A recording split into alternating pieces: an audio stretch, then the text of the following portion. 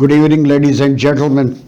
Welcome to my show, Health and Wellness program. Today, we have a very important topic to cover physiotherapy. And we have a very good physiotherapist who is very well known and has a master in neurophysiotherapy. And I like to welcome her and continue. And you keep watching us, and hopefully, we'll get the good tips from her. Let's see. Her name is Shikha Kanwar. मैं आपका guest जकी एहसन हर हफ्ते की तरह आज भी एक अच्छा programme लेके आए हैं and we are going to discuss कोविड-19 in light of physiotherapy. Z9 welcome you, Shikha Kanwar. Thank you very much for joining us, and we welcome you for. Ji, I saw your biodata, which is a very impressive. You have a bachelor degree in physiotherapy, master's in neurophysiotherapy, and you are registered physiotherapist. And you, at this moment, Shikha is working at Glen Dairy Physiotherapy Clinic since I think last 3 years. So let's get back to the business and welcome you again, Z9. The first question I want to ask you is how do you define physiotherapy? Is just a massage or something else? Well, I would like to put my light on this question exactly what physiotherapy is, because most of the patients and people are confused what exactly physiotherapy is and correlating it with massage. But it's a health profession with expertise in movement and exercise prescription.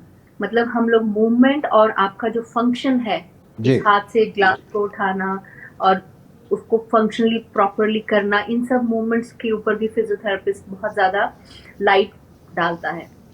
Apart from massage, इसमें हम बहुत सारी interventions को include करते हैं, जैसे कि कुछ लोग इस रिस्क पे हैं कि वो नहीं मूव कर सकते due to illness, disease, pain in the joint, ageing and all these things we take into consideration to put them back into the function. जी, डिफरेंट टाइप के थेरेपीज़ हैं, जैसे ऑक्यूपेशनल थेरेपी है and I had recreation therapy also. तो इसमें क्या फ़र्क है, किस टाइप का जो है आप वो देते हैं? तो जी हाँ, ऐसी बहुत सारी थेरेपीज आजकल अवेलेबल हैं जो कि अलाइड वेलनेस ऑक्यूपेशंस में आती हैं. इसमें physiotherapy is one of that जो कि हमारे फंक्शन एंड मूवमेंट को कंसिडर करता है. ऑक्यूपेशन थेरेपी होती है जिसमें after any injury or accident, patient is not able to go back to his work. So occupation therapists especially put light on that functions, how to work and get back to their occupation. इसी तरह psychotherapy होती है अगर किसी को psychological issues आ रहे हैं. Behavioural therapy that include psychomental issues with the patients, जो ऑक्यूपेशन थेरेपिस्ट भी डील करता है और एक बिहेवियर थेरेपिस्ट भी डील कर सकता है. Recreation therapies that include sports, gym, swimming and massage therapy. जी, और ये या recreation therapy, is it a new thing और ये काफी पहले से चली आ रही है, बट आजकल this is more important because आप किसी भी फील्ड में अगर पेशेंट को देख रहे हैं, they really want to get back to their recreation activities too. आप सिर्फ पेशेंट को ठीक करके उसको जॉब के लिए या घर के लिए नहीं प्रिपेयर कर रहे हैं, but if he is interested in any of his recreation thing, we need to take that thing in consideration और उसके according उसको treat करते हैं. जी, very interesting. या जैसे उसके कोई particular, कुछ लोगों को टेनिस में इंटरेस्ट है तो हम उसको उस तरह से ट्रेन करेंगे कि he should get back to their. अच्छा, इसमें स्विमिंग वगैरह भी इन्वॉल्व है? जी हाँ, स्विमिंग भी इन्वॉल्व है. अच्छा, आप स्पेशलाइज करती हैं न्यूरो फिजियोथेरेपी में. You have a master degree in that, तो tell me something about the neuro physiotherapy. तो न्यूरो फिजियोथेरेपी में मास्टर्स का मतलब है कि मैं पर्टिकुलरली जो न्यूरोलॉजिकल केसेस हैं जिसमें स्ट्रोक आ जाता है, जिसको हम हिंदी में अद्रंग कहते हैं, या फिर मल्टीपल स्क्लेरोसिस जो यहाँ पे बहुत कॉमन है कनाडा में, पार्किंसंस डिजीज, डिले माइलस्टोन्स जो बच्चों में होते हैं, cerebral palsy, all these things come under neurological physiotherapy. तो मैं उसमें स्पेशलाइज हूँ कि कैसे उनको ट्रीट करना है और उनको नॉर्मल फंक्शन में लेके आना है। जी, हमारी चूँकि ये शो जो है इट्स ए कम्युनिटी अवेयरनेस का है, तो हम्म। बहुत से लोग नहीं सुने होंगे व्हाट इज़ न्यूरो फिजियोथेरेपी, तो इसलिए मैं चाह रहा था कि आप थोड़ा-सा डिफ़ाइन कर दें कि भाई कैसे डिसऑर्डर्स को इसको डील करते हैं। तो वेरी इंटरेस्टिंग कि जो है आप इसमें स्पेशलाइज़ करते हैं, तो people can come to you and you know and जी हाँ, गेट जो द जितने भी सर्विस। स्ट्रोक केसेस हैं, यहाँ पे कनाडा में मल्टीपल स्क्लेरोसिस और पार्किंसंस के केस बहुत मिलेंगे। जी, जी। डिमेंशिया के केसेस मिलेंगे जो कि ग्रेड 3 और ग्रेड 4 में जाते-जाते उनकी मस्कुलोस्केलेटल पार्ट भी इन्वॉल्व हो जाता है। दे जी, कैन जी। नॉट वॉक, वो बेडरिडन हो जाते हैं। जी। So we really needs to see in detail कि एक न्यूरो फिजियोथेरेपिस्ट उनके लिए क्या कर सकता है।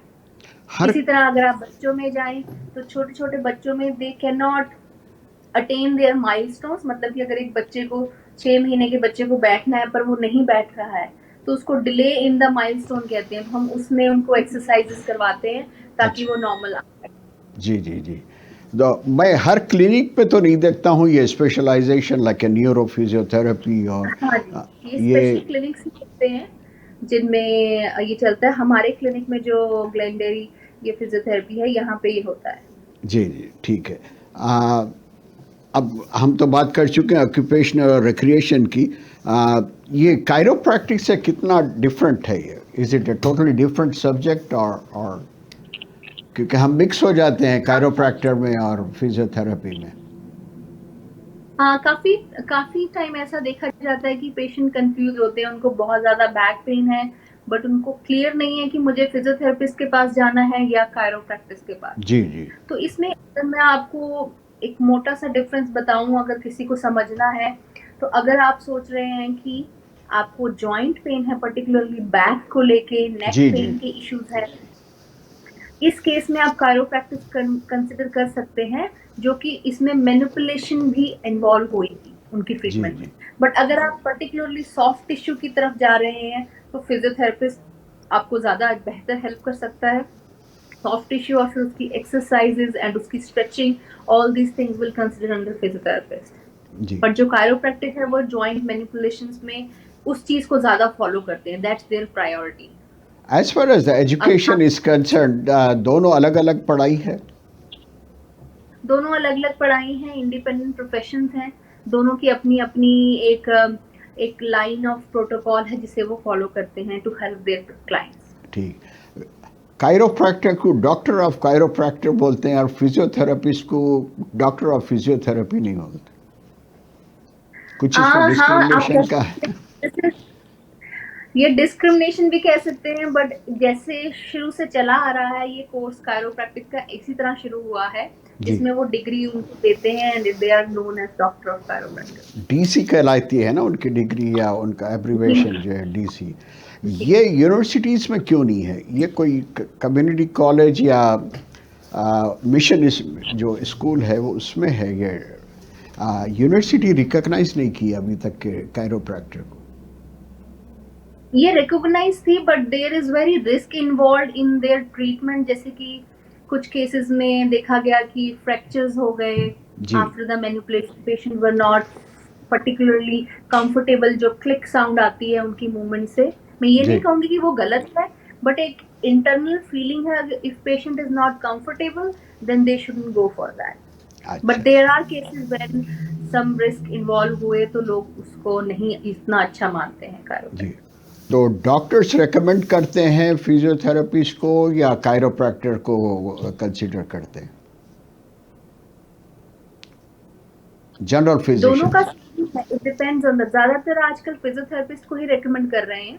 अच्छा। बट जैसे मैं आपको बता रही हूँ कि अब किसी की स्टिफनेस का केस है, जॉइंट मूवमेंट बिल्कुल लिमिटेड है, या फिर हाइपर मोबाइल जॉइंट है, तो वो फिर मैनिपुलेशंस को प्रिस्क्राइब करते हैं। But it really depends on how patient is comfortable in that. जी। एशियन कंट्रीज में जो है कुछ लोकल टर्म था वो हड्डियों का डॉक्टर यही है। हड्डियों का डॉक्टर तो ऑर्थोपेडिक ही होता है, बट मालिश वाले या फिर कह सकते हैं हड्डी ठीक करने वालों को अब हम कह सकते हैं, they just give you a sudden जी, क्लिक एंड जी, जी, गिव जी। दैट। जी, जी। तो उसमें तो नहीं आता है, they are much more sophisticated than that. Definitely जो यहाँ पे हैं उन्होंने एक पर्टिकुलर कोर्स किया है एंड एक स्ट्रीमलाइन स्टडी है. They really follow their rules and regulations according to the college of chiropractic, so that's not the same. इनके भी लाइसेंसिंग इश्यूज हैं. डेफिनेटली उनको लाइसेंस लेना है, उसको मेंटेन करना है. जी जी उनकी एक रेगुलेशन गाइडलाइंस हैं जो दोनों प्रोफेशंस मेंटेन करते हैं. जी. रिसेंट सर्वे में आप देखेंगे कि in the last 10 years physiotherapy या वेलनेस क्लिनिक्स जो है बहुत आगे आ गए हैं. बहुत से बिजनेसेस हाँ. खुल गए. पहले नहीं था ये. इतने वेलनेस सेंटर नहीं थे उसमें. एनी रीज़न फॉर दिस, और या लोग ज़्यादा इस्तेमाल कर रहे हैं ये सर्विसेज? हाँ, आप बिल्कुल सही कह रहे हैं. उसका यही एक मेन रीजन है कि जो एक अवेयरनेस जो पहले बहुत कम थी वो अब बढ़ गई है.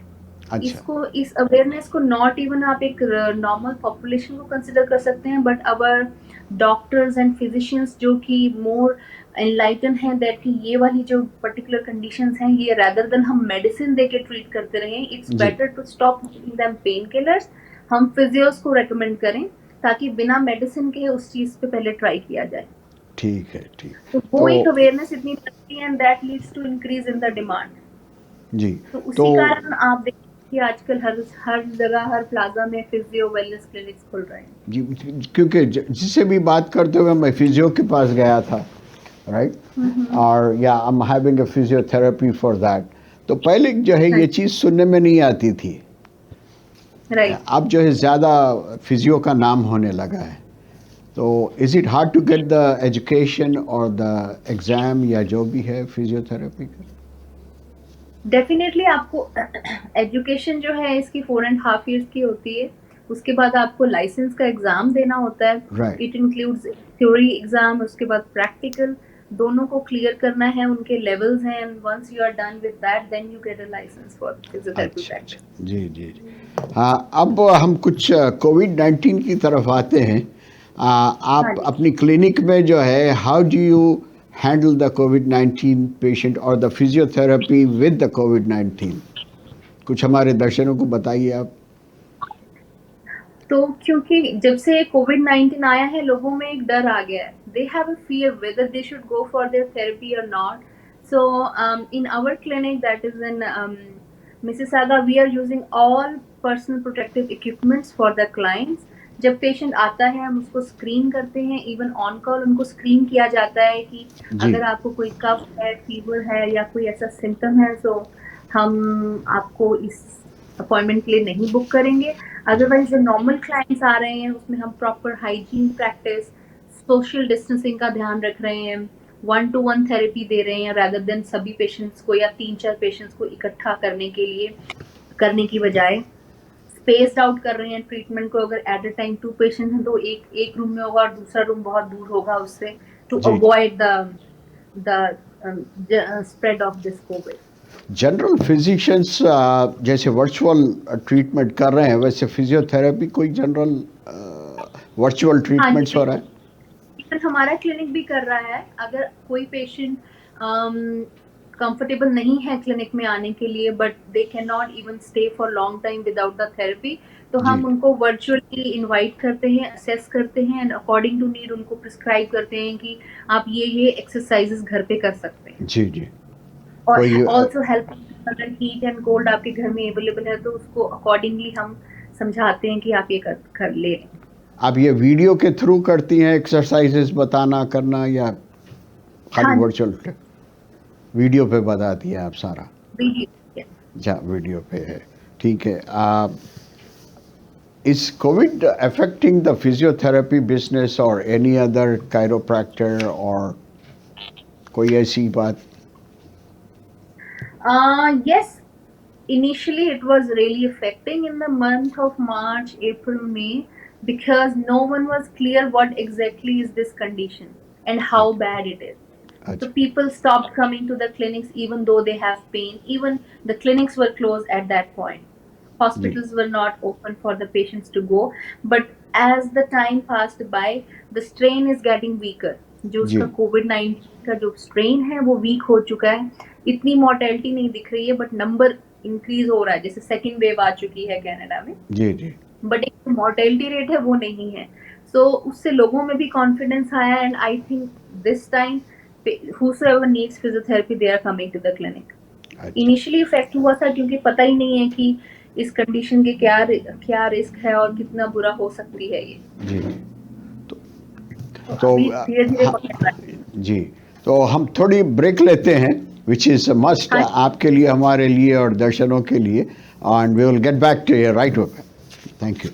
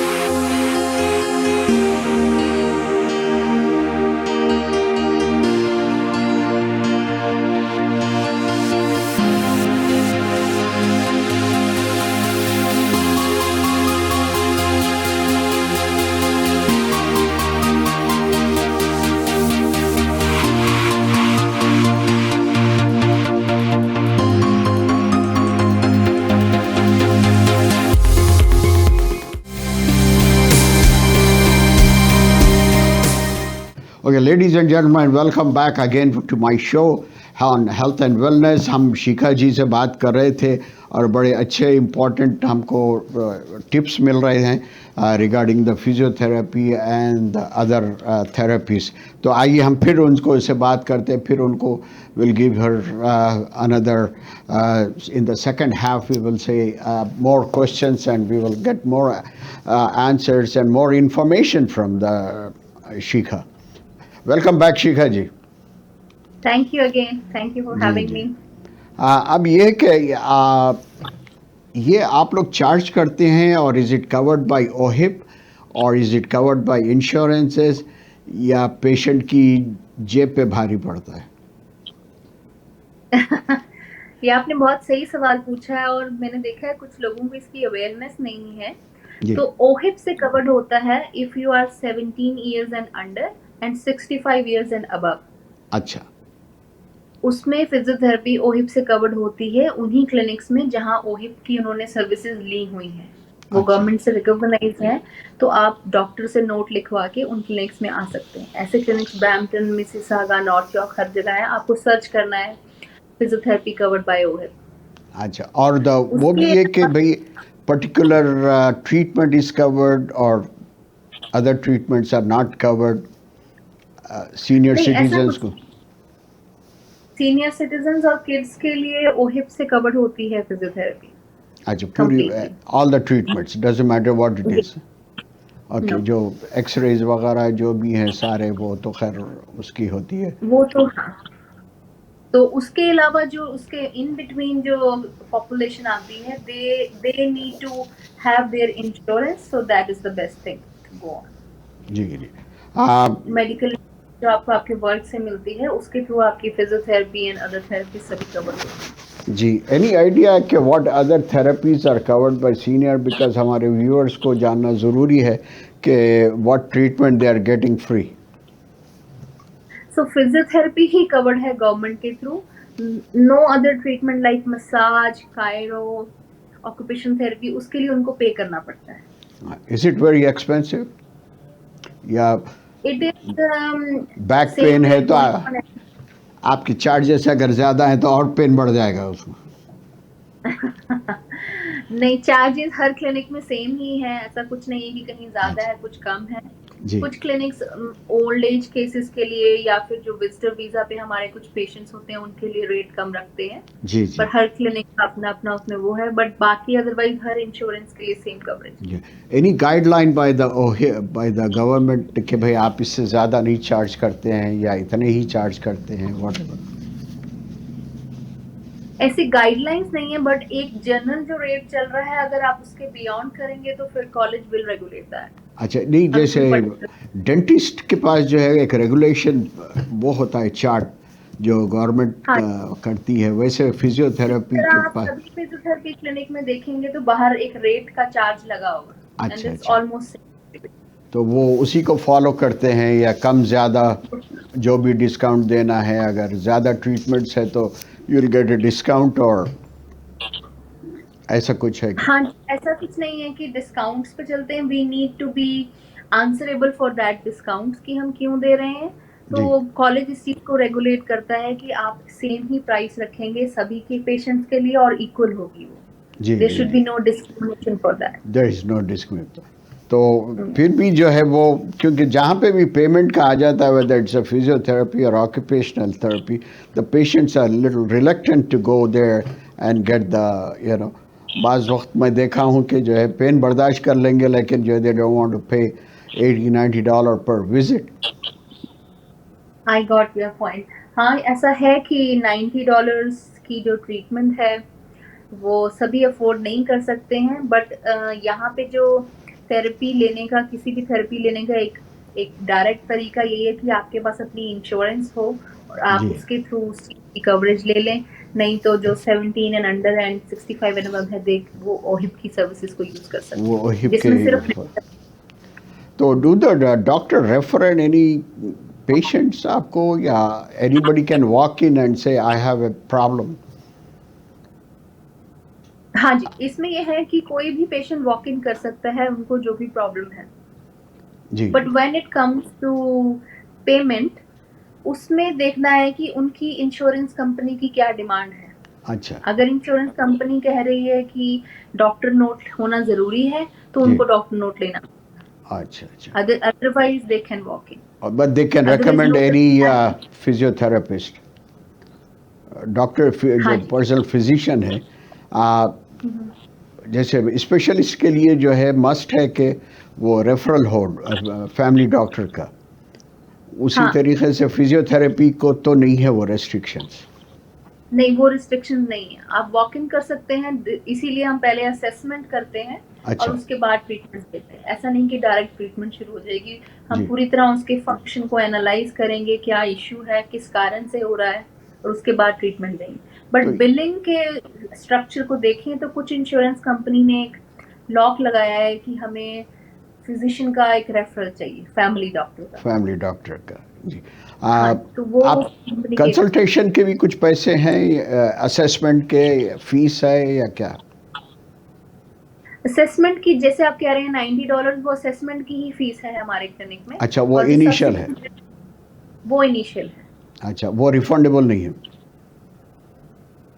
रिफंडेबल नहीं है।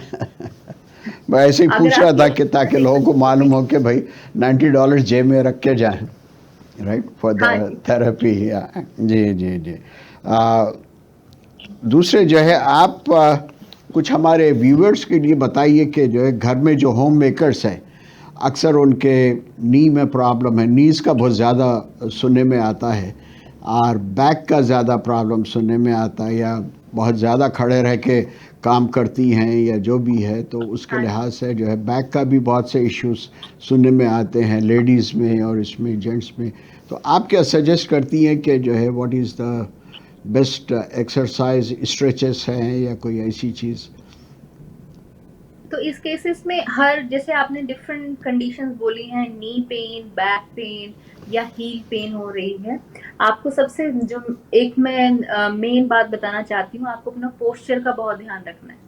किस चीज़ पोस्चर का? मतलब आप किस तरह खड़े हो, पोस्चर अच्छा, आप किस पॉस्चर तरह का, जी। खड़े हो, किस तरह आप बैठते हैं, वो चीजें रेगुलेट करती हैं कि आपको बैक पेन हो जाएगी, उसी के कनेक्टिंग में नी पेन हो जाएगी, और उसी के कनेक्शन में हील पेन शुरू हो जाएगी। अगर बैक की बात करें तो आप कहीं पे भी बैठ रहे हैं तो पीछे रेस्ट जरूर होनी चाहिए आपकी कमर को, जैसे एक छोटा सा पिलो लगा लिया, जी राउंड ड्राइव कर रहे हैं तो उसमें एक रेस्टिंग होनी चाहिए। आजकल सीट्स ऐसी आ गई हैं गाड़ियों में जो आपकी बैक को उसी तरह से अडेप्ट कर लेती हैं। अगर नहीं है तो आप वो लगा लें।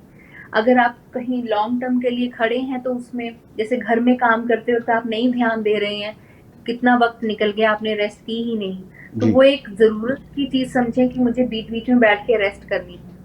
अच्छा, तो उसके ये अलावा आप जैसे ज़्यादा रेमेडीज़ जो है ये घर बैठे भी आप थोड़ी बहुत स्ट्रेचेस वगैरह कर सकते हैं ऑन अ डेली बेसिस, ये बता रहा हूँ मैं। हाँ, तो जो उसके रिलेटेड एक्सरसाइज़ हैं, जैसे आप घर में बैठे हैं तो उनको हम सिटिंग एक्टिवेशन एक्सरसाइज़ कहते हैं कि बैठे-बैठे आप अपने एंकल मूवमेंट्स कीजिए 10 जी। से 15 बार, अगर नहीं होता है तो 5 ही काफ़ी हैं। अच्छा। उसके अलावा नी को सीधा करना और वापस लेके आना, जी। 5-5 रेप्स दोनों नीज़ की।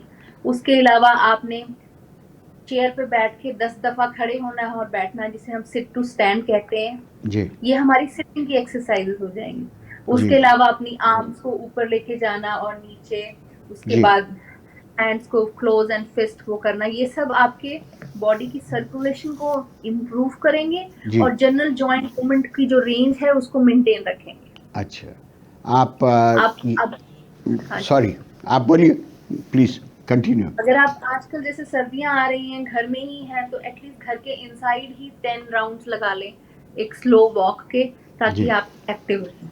अच्छा। नहीं, अब यूजुअली मैं मर्दों की बात ये हो रही है कि भाई हम जब काम से जाते हैं घर, तो we become a couch potato. TV देख हाँ, के बस उससे उठते नहीं है फिर खाना, आफ्टर आवर डिनर और something we sit down on the couch for few hours, और उससे भी जो है कुछ कॉम्प्लिकेशंस बॉडी में हो जाती हैं। डेफिनेटली अगर आप समझें कि मैं काम से वापस आ रहा हूँ तो मेरी एक्सरसाइज हो गई, दैट्स नॉट ट्रू। जी। उसको बिल्कुल ना समझें कि हम बाहर गए हैं, हम चले हैं तो हमारी एक्सरसाइज होगी, तो हम का टीवी के जी। सामने बैठ गए हैं, we are done for the day. जी। आपको एक पर्टिकुलर रूटीन बनाना पड़ेगा कि ठीक है, मैं 6 से 6:30 बजे तक, जैसे जो मैंने कुछ एक्सरसाइज बताएं, इनको डेली करें। अच्छा। अगर आप वो करते हैं तो दैट इज ऑलवेज हेल्पफुल, आपको कोई प्रॉब्लम नहीं होगी। जी। जी। जी। वरना जो है बैठे बैठे जो है आदमी, या तो जॉइंट स्टिफ हो जाते हैं, हम समझते रिस्क हैं ऑफ कि जो फॉल। है जी थकन दूर हो जाती है, लेकिन इट्स नॉट, अब मेरी और बॉडी एक होना शुरू हो जाती है। हाँ, आप देखेंगे, आप जिस तरह से लेटे हैं, जो आपका पोस्चर होगा उस वक्त सोफे में, तो जब आप उठेंगे तो आपको 5-10 मिनट लगेंगे to get out of that posture and stiffness. जी। तो जी। वो जी। आप रिलैक्स नहीं हो रहे हैं, आप बॉडी को और ज्यादा थका रहे हैं जी। डिफरेंट पोस्चर में बैठ के टीवी देखने के लिए। तो आप क्या सजेस्ट करती हैं जब टीवी वॉच करते हैं तो स्ट्रेट बैठें या पाँव पैर टीवी बाजू वॉच, रखें या क्या? जो भी आपका सिटिंग अरेंजमेंट है वो कंफर्टेबल जरूर होना चाहिए, जी। But it should not be like, मैंने कहा आपको अपने पोस्चर का जरूर ध्यान रखना है। जी। आप किसी भी पोजीशन में ना लेटने की बजाय प्रॉपर पिलो की सपोर्ट लगा के बैक पे फिर बैठ सकते हैं। लॉन्ग सिटिंग कहते हैं कि टांगे लंबी करके बैठ सकते हैं और पीछे पिलो लगा सकते हैं जी। फॉर जी। Long hours. कुछ लोगों को गर्दन में बहुत पेन होती है, जी। जी। स्पेशली जो लोग घर पे ही हैं और वो टीवी देख रहे हैं because they don't have anything to do, या राइट। फिर कुकिंग कर रहे हैं नेक की बेंडिंग में, तो उसमें मैं आपको यही सलाह दूंगी कि जो गर्दन है वो सपोर्टेड होनी चाहिए। जी। जी। अगर आप टीवी भी देख रहे हैं तो इस लेवल पे एक पिलो या जो बैक रेस्ट होती है सोफे की, वो यहाँ तक होनी चाहिए कि जी। जी। आपकी नेक सपोर्टेड रहे, तो जी। आप उस तकलीफ से बच सकते हैं। अच्छा, आजकल फ़ोन की वजह से भी जो है गर्दन में बड़ी तकलीफ हो रही है। फोन की वजह से हर जगह तकलीफ हो रही हर है, जगह गर्दन तकलीफ। में होती है। आजकल carpal tunnel syndrome, thumb pain के काफी पेशेंट्स आ रहे हैं अच्छा। क्योंकि they keep on using the जी। स्क्रीन। जी। जी। तो there are different things, but उसको अगर मैं बता भी दूंगी तो लोग अवॉइड नहीं करेंगे फोन को यूज नहीं, करना। आप क्या सजेस्ट करती हैं कि ये ईयर प्लग्स और या ईयरफोन ज़्यादा अच्छी चीज़ है, या that also affect the sound? अगर आप ध्यान दें तो जो ईयर प्लग्स भी हम ले रहे हैं या ईयरफोन्स ले रहे हैं किसी भी कंपनी के, उसमें एक साउंड के बाद उन्होंने लिखा हुआ है this is dangerous for your ears. तो जो भी प्रिकॉशंस हैं या लिमिटेशंस हैं, यू नीड टू जी। फॉलो। जी। अगर कोई जरूरत से ज्यादा यूज होगी, चाहे वो कानों के लिए कर रहे हैं चाहे हाथ से कर रहे हैं, तो वो over use of your body है एंड डेफिनेटली उसके साइड इफेक्ट्स आएंगे, जी। हियरिंग इश्यूज आ जाएंगे, और हमारी थंब की कम्युनिटी, बहुत जी। ज्यादा। जी। जी। हाँ जी, हमारी कम्युनिटी फेस कर रही है यंगस्टर्स में, क्योंकि वो घंटों गाने सुनते हैं और घंटों जो है फ़ोन पे रहते हैं, व्हाट्सएप पे रहते हैं। तो बच्चों का भी जो है बहुत हमारे को ध्यान देना है उस पे कि भाई कितने घंटे आप यूज़ डेफिनेटली करें। में ध्यान देना है क्योंकि बच्चों की मेंटल एबिलिटी, उनकी कम्युनिकेशन एबिलिटी वो सब डिग्रेड हो रही है।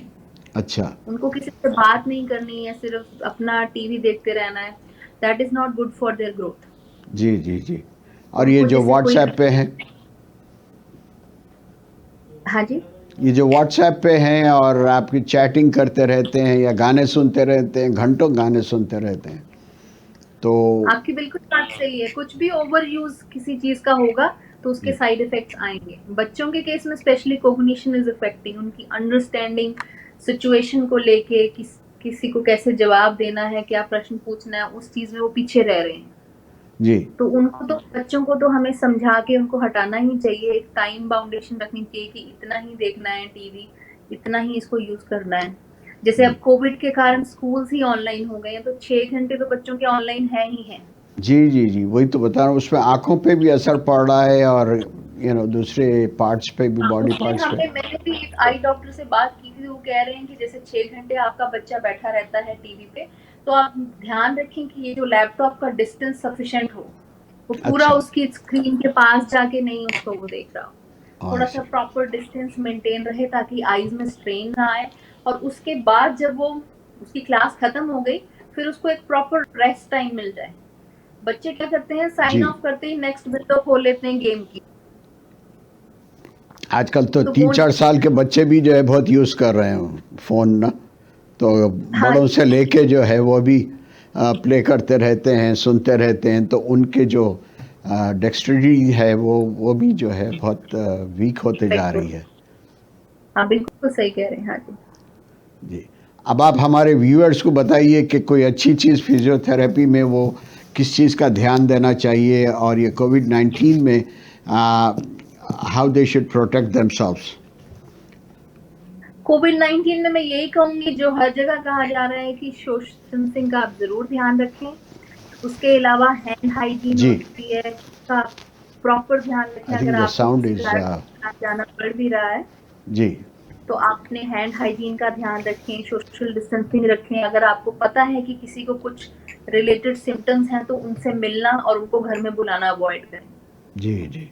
उसके अलावा स्टे सेफ, घर में एक्टिव एक्सरसाइजेस कीजिए। बिल्कुल normal walk, hands and legs को मूवमेंट करना, ये सब, तो उससे आपको फायदा रहेगा। अच्छा, अब आखिर में जो है आप ग्लेन डेयरी फिजियोथेरेपी का एड्रेस बता दीजिए, आप जहाँ पे काम करती हैं। हाँ, हमारी main intersection Derry Road and Glen Derry है। एड्रेस हमारा है 2760 डेयरी रोड वेस्ट, जी। Unit 3, Mississauga. और आपको हम कांटेक्ट लोग, करने का नंबर। हाँ जी, हमारा नंबर है 9059973026। Three I zero repeat, 9059973026। We are open Monday to Friday 10 to 7 and on Saturdays 10 to 2। आप आई कभी भी थैंक हमें you call, very much Shikha ji, on behalf of Z9 TV। आप भी वॉच करते रहिए, and hopefully will come up with many other shows on health and wellness, and I thank you very much for your time. जी। thank you very much for having me in the show and letting me share my views. Everyone should stay safe and healthy. Thank you, Thank you, Shika. Zeki. Thank you so much for your participation. Thank you. Thanks a Ladies lot. and Bye. gentlemen, that's the end of the show today. And hopefully, we'll continue in the next week for other medical programs. And on COVID-19, we have some doctors lined up for you next week. तो देखते हैं कि आगे आप देखते रहिए Z9 TV health and wellness show, Saturday शाम में 8 बजे आ रहा है। Thank you so much. आप अपना ख्याल रखिए और एहतियात कीजिए हर चीज़ में। बहुत बहुत शुक्रिया। अस्सलाम वालेकुम व रहमतुल्लाहि व बरकातहू।